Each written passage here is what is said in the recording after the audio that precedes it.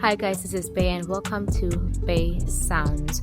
Today I'm giving you a skill vocal warm-up just before your show, or if you're running out of time before your performance. Lip thrills.